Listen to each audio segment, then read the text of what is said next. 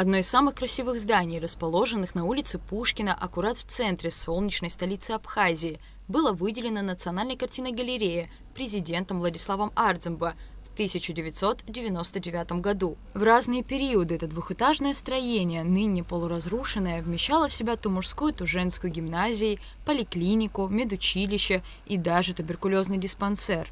С конца 90-х годов здесь, в самом сердце Сухума, должны были найти новый дом абхазские художники. Частичные восстановительные работы в здании проводились несколько раз. Была заменена крыша и сделано межэтажное железобетонное перекрытие.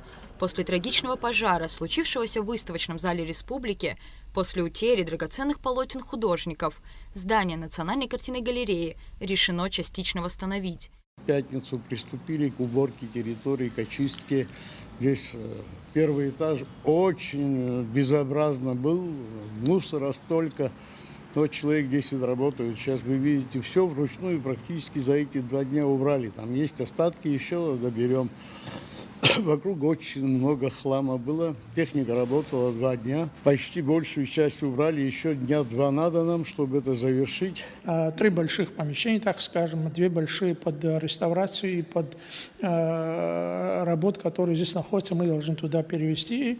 Реставраторы непосредственно в этих залах будут работать. 3 реставраторов наших, мы их 2 приняли вот сейчас, с февраля, а 1 был и так до этого, значит, вот у них будет возможность. 3 помещения на 2-м этаже здания будут выделены под хранение картин, а также для работы реставраторов и сотрудников галереи. Комиссия в составе директора Национальной галереи Сурама Сакания, министра культуры Динара Смер. Вот здесь мы были, встречались несколько раз, определили помещения первоочередно, что им надо, какие помещения требуются. Безусловно, один из самых волнующих вопросов – сохранность полотен и соблюдение дальнейших правил безопасности.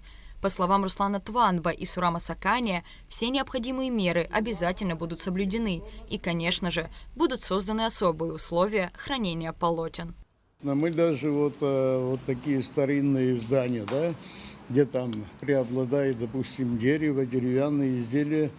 Мы недавно я был в МЧС, договаривались, чтобы на их центральный пункт выводить все это. Я не исключаю, что здесь охранник будет сидеть, но мы должны быть уверены, что МЧС вовремя получает сигнал. Значит, в первую очередь, конечно, будет уделено особое внимание электропроводкам. Там охрана должна сидеть, как раз это помещение тоже есть перед входом. Бронированные или железные двери будут, значит, внизу по кругу и решетчатые вот эти вот окна. Как рассказал Сурам Сакания, история здания по улице Пушкина действительно обширна и интересна. В дореволюционной постройке в далеком 1924 году здесь лечился абхазский поэт Иво Когония, и именно с ним связана трогательная и по-настоящему завораживающая история о дружбе и добрососедстве. По неподтвержденным данным мы знаем, что после того, как Иво Когония, смертельного больного, привезли, какое-то время он лежал там, как раз со стороны улицы Пушкина.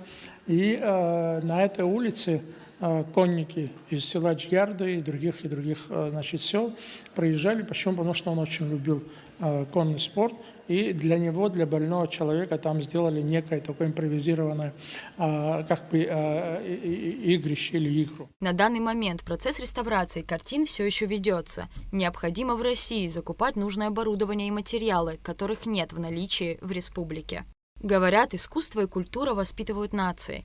И важность сохранения национальной культуры не просто безусловно, практически неоценима. Работы в здании Национальной картинной галереи планируется завершить до конца текущего года. И тогда уцелевшие полотна абхазских художников, наконец, обретут дом. Рада Чачава, Тимур Гугохи, Абхазское телевидение.